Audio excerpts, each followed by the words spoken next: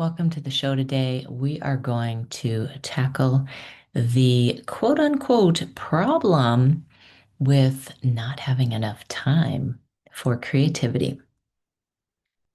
I'm here today to bring up the idea, the perspective that what if you could work in creativity in the nooks and crannies? Isn't that a funny saying? But in little spaces, in the corners, into the brief moments of your day, maybe right when you awaken, right before you go to sleep. Maybe you have an extra 5 minutes on your lunch break. How might you? Are you noticing? I'm giving you a creative problem solving here as well. But how might you, or do you already utilize the nooks and crannies in your day to invite in a little bit of creativity? Sprinkle it in. So I'm just going to throw out some ideas and I'd love to hear yours. You know that I like feedback, so feel free to drop in some comments or email me.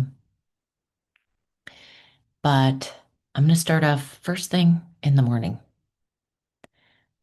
There is that liminal space when you first start to wake up, especially if you're not awoken by an alarm clock.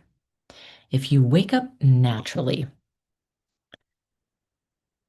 what if you utilized that beautiful moment between sleep and full awake to allow the creative juices to flow?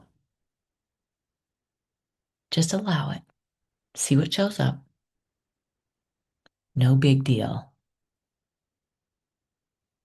But what does show up there might really surprise you or might create a theme for your whole day. Now, next, another little nook and cranny space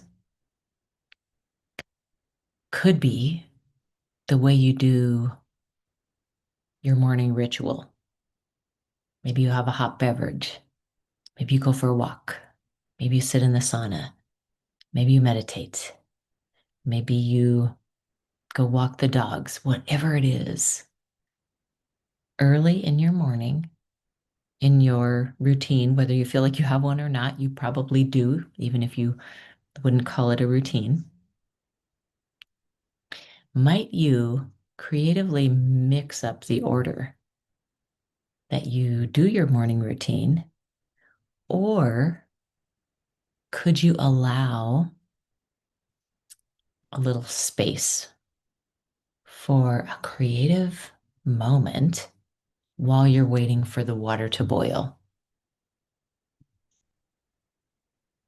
Could you be creatively present for something in your morning routine that has just become routine, therefore sleepwalking through it, right?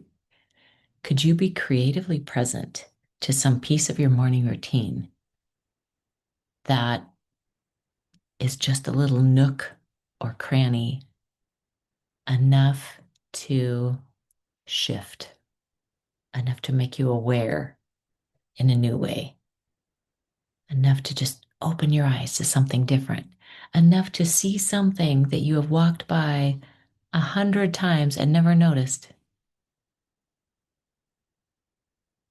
Now, next in your day, whatever your day looks like, so that's a little bit of morning space.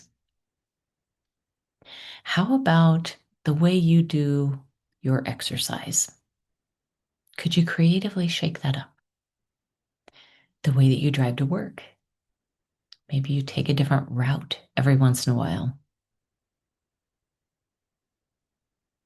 What you do on the drive, what you do or don't listen to,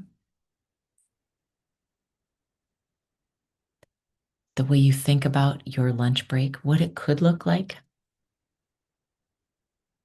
the way you are present in a meeting, the way you've done it before and how you could do it differently.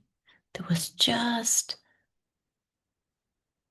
enough of a shift that it made you experience the whole thing in a new way. That's creativity. That's working it in the nooks and crannies. That's shaking it up. That's making it a little more interesting, not just a chore. Imagining life in the most perhaps mundane moments that this amazing ray of sunshine comes in to highlight something in that moment that creates a sense of awe that lets you pause even for a second to take a deep breath. Anytime we look at something in a new way and it's not the same old, that is creativity in action. So are you starting to see the ways that you are likely utilizing creativity in the nooks and crannies throughout your life experience? Or at least maybe you are starting to connect with ways that you could begin to invite creativity. It doesn't have to be setting aside time to get out art supplies. It doesn't have to be writing a chapter for a book. It doesn't have to be interacting with music in a certain way. Anything that you have done in the past, allow yourself to imagine what creativity could be happening in any ordinary moment. Making the ordinary extraordinary is an act of creativity, is a way of receiving creativity. Now, as you go throughout the rest of your day, there's so many ways that you could drop in sprinkle in a little bit of creativity, a certain interaction, shifting something, even in how we greet people. I don't know if you've ever tried it, but our traditional, oh, how are you? Oh, fine. How are you? Fine. We mean well, but it's so habitual and it's so boring. What if you used an interaction, even in the way you greeted somebody?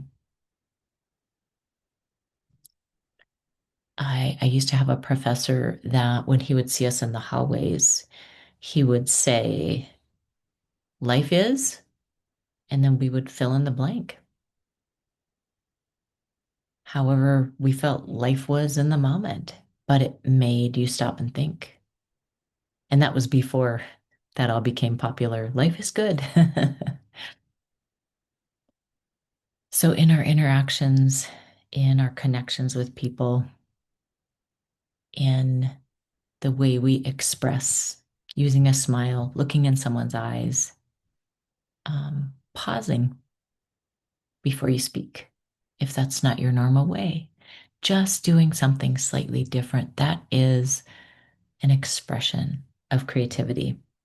That's enough to shake things up. And that is enough to spice things up. Now, moving on to later in your day, what kind of food you eat, how you eat it, who you eat it with, what color of plates you eat on, what ingredients, what spices. So many different ways that you could add creativity to your meals. If you ever eat with children, they will be full of ways that you could add more creativity to the mealtime. And I would imagine that it would all be more lively. And then in the communication that you have, maybe trying a new word that you just learned today, sprinkle it into the conversation, just challenging yourself to see if I wonder if I could use this word. And um, that would be some creative expression. Asking a question that you don't normally ask, sharing something about yourself that is a little bit different that maybe somebody didn't know about you is also a way to add some creativity. And then throughout your evening, the ways that you unwind, the ways that you nurture yourself, the ways that you process your day, any little nooks and crannies, any way that you might do that differently, even one day a week, to work through that process, to give yourself the time to allow the spaciousness to consider the day, look back, and then look forward to how you would like to show up tomorrow. And then lastly, creative ways to help yourself prepare for slumber. So often, this is a time when we just perhaps rush and don't really give much mindfulness or add any creative touches to the last thoughts before we fall asleep. Or even the ways that we might make ourselves more comfortable, the thoughts that we think before we drift off. I know that for myself, if I get too creative before I sleep, then my mind has a hard time quieting down. I get really excited. And then my mind starts to go faster and faster. So for me, it's finding ways to creatively slow my mind down. And that definitely involves a process of reviewing the day in my mind or in a journal, and then also taking it the next step and pre-paving for the next day. Taking something I learned, something that I would like to see more of in my day, a way I would like to be more, and then that's one way I love to fall asleep is kind of pre-paving a beautiful day ahead or imagining how the rest that I'm going to receive is going to creatively repair my mind, my body, my spirit, calm my emotions. I'm not sure if this would work for you or not, but a person could, you know, get out maybe some crayons or do a little coloring project before bed, colored pencils. Maybe it's fun for you to creatively set out your outfit that you're going to wear the next day, or put on a piece of music to help you tap into a certain rhythm before you slumber. So there are just a few ways, a few ideas that I hope might spark how you use your nooks and crannies throughout your day to add a little bit, sprinkle in that creativity, and see what shows up for you. See how it feels to pattern interrupt, to interrupt a routine that maybe has gotten dull, or a way of being, and show up in a little more creative way for yourself. And don't be surprised if the world around you responds in a very interesting way too. All right, my friends, thanks for tuning in.